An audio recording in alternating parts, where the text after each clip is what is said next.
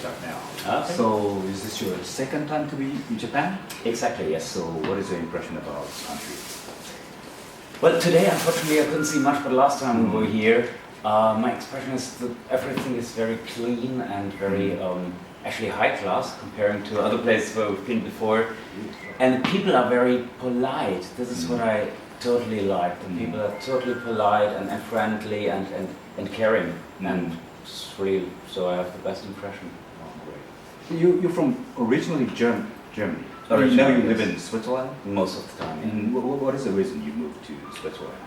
Because I'm so much on the road that I wanted to have a place where people don't know me and where I can be, You have a private time. Exactly. Privacy.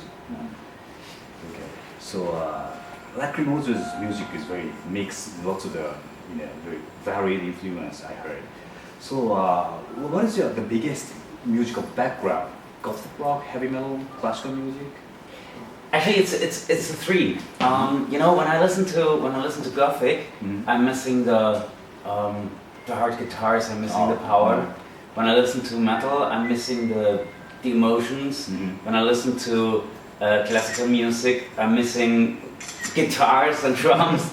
So the idea was actually when I thought like, why can't there be a band that combines all that? And I was looking for bands and couldn't find anything, so I started my own band. That was actually the kickoff.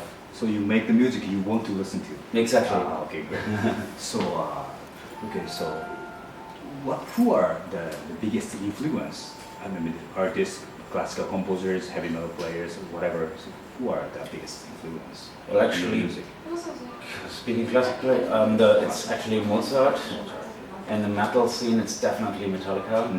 And in the Gothic scene, it's bands like Bauhaus and Joy Division. These are my roots. Mozart. So you took the LACRIMOSA from Requiem of Mozart? Exactly. Oh, I see. So are you officially trained as a classical musician? Or? No, I never had any lessons or anything. So the classical arrangement, you do it by yourself, so your own way? Yeah. Oh, that was great. I mean, I had 25 years time to practice. So then, how do you describe your music? At first, I found LACRIMOSA in the context of so-called Neue Deutsche Todeskunst.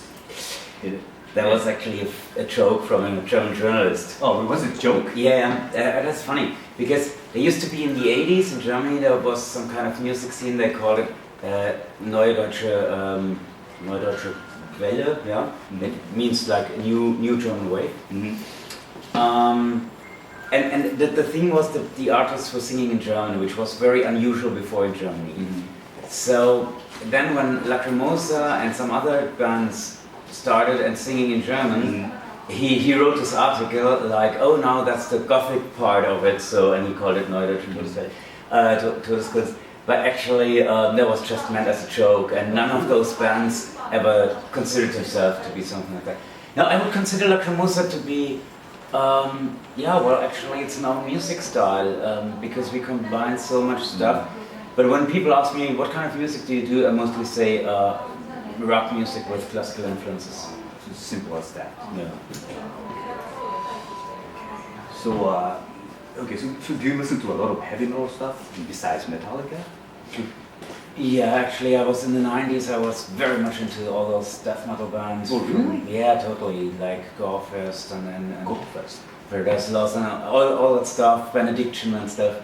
That was really like a big thing, and at the moment I'm listening to, I don't know if there's even a name for it, but like female grindcore bands. Like I love bands like Butcher Babies or In This Moment or Arch Enemy. This is actually what I'm listening at the moment. Oh, I didn't know that. I know you were into heavy metal, but I didn't know you were into that kind of extreme stuff. Yeah, I mean it's definitely it's gotta be extreme. I mean if I wouldn't be into the always the deepest and the hardest and then LACRIMOSA would be more a pop band, I think. So what I do myself is in my kind of way also very extreme. But it's of course different kind of music, but I don't like music that goes in there and out there. No, just the background music. Yeah. Okay, so I think the LACRIMOSA is very popular in Europe. Besides Europe, you were very popular in Mexico and countries like China. Yeah, especially Mexico, Latin America. Anyway, that's actually we have the most fans. This is really interesting. Yeah. Is Gothic rock very huge in Latin America? No? I've never heard about that, but LACRIMOSA seems to be very big and you charted on a.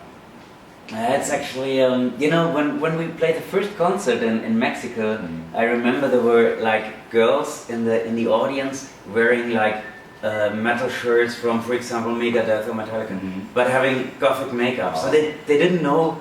They just thought, okay, that's something dark, and it looks like this. So that Gothic didn't exist that time there, and still there is no Gothic scene there. I think that the thing with LACRIMOSA is. They like it so much because it's so emotional, and they are by heart so emotional. It's their culture, and a combination of that, I think that attracts them. What about China? Well, there actually I didn't find out yet what attracts Chinese people so much about LACRIMOSA, because maybe they are not raised to show their emotions. They are not raised to be that emotional, and when then a band comes to tell them, come on, it's okay, you can really get in touch with your inner life, your inner person, then it might be a door that opens, you know. They realize that there's something more than what other artists tell them. Okay, so do you see any difference between the audience in Europe and other countries like Mexico, China? Yeah. Like in Mexico or in Russia, actually, Russia, we have also a huge audience. There the people are, LACRIMOSA is everything for them. Like either they're fans and then their whole life is LACRIMOSA, or they don't care. In Europe, it's more like, it's a cool band, but this is also cool and this is also cool. It's not so, they're not so 100% like devoting themselves 100% to it. And I feel like in China, for example, now, the last days, people actually are also more getting into it, like in Latin America or in Russia. It seems to get also more extreme. I mean, there were lots of people with like tattoos with LACRIMOSA or Tilo Wolff or our logo and stuff. So they're really like, okay, now that's what I want. So they're very dedicated. Yeah. So you are a German. So being a German, does it affect your music, you think? Actually not. I mean, the only thing is that I speak or that I sing in German because that's my mother tongue, and the reason why I do this is I want to express myself the best way I can, and that's of course the easiest in your mother tongue. But otherwise there are no German influences actually in my music. It's because in Germany, because classical music is a part of your life. That's what I heard. Compared to the people from the U.S., they don't know anything about classical music. But if you live in Germany, the Beethoven, Mozart, or whatever, it's just you usually know their famous pieces. Okay, you're right. That's absolutely true. Those are things I don't even think about because it's so normal. It's so normal. Yeah. Funny. Okay, so could you name 3 all-time your favorite albums? The Black Album from Metallica, the Final Cut from Pink Floyd, and well, actually, let me also put in the Requiem from Mozart. I mean, it's not an album. He didn't design it as an album, but yeah. Did you have any preference? Who's the conductor or orchestra? Actually, there is Herbert von Karajan. He made Karajan. He made 2 recordings, and I prefer the one from '76 with the Berlin Philharmoniker. That's so atmospheric. Okay. So, could you recommend some newer, younger bands? Do you like any? Younger bands. I mean, at the moment I'm listening. It's not a young band, but I'm listening much to Archive. But a real young band. The problem is that it's really, I'm listening a lot to music, but mostly to the music I kind of know already because there's so less time to find new music. Like for example now on this tour my MP3 player broke down, so I had to get new music, and of course then I didn't check out like, oh, is that good or is that good. I just bought those albums which are the most important now to me, which was for example now the new one from Arch Enemy and stuff like that. So but the really baby band I don't know at the moment. So do you have any bands with whom you feel sympathy, you know, maybe who had the same vision as LACRIMOSA? Because LACRIMOSA is very unique, you know, different from other bands, but do you have any other bands you feel sympathy with? Yeah, I always like if bands do their own stuff, if they have their own approach to something, and if they're not copying. You might remember, like in the 80s, every second Gothic band was listening to Sisters of Mercy, and they also sounded like Sisters of Mercy.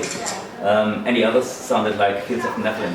So I like when people have their own approach, and so for example, I don't know if it's known here, a good friend of mine who is doing VNV Nation, that's an electronic band. It's totally different music, and the fans of his band, they hate our fans and our fans hate his band, but we are good friends and we like each other's music. What's the problem? This is totally funny. What do they call it? VNV Nation. VNV Nation. Yeah. Okay, so for the last, could you give the message to the Japanese fans? Of course. So we're totally happy to be back. As I said in the beginning of the interview, it's so sad that we didn't have much time now to, you know, walk around and then. But I hope it's not the last time that we come, and that's actually up to you, because if you guys listen to LACRIMOSA and if you support us, we have the chance to come back. So thank you for your support until today, and hope to see you also in the future. Okay, thank you very much. Thank you.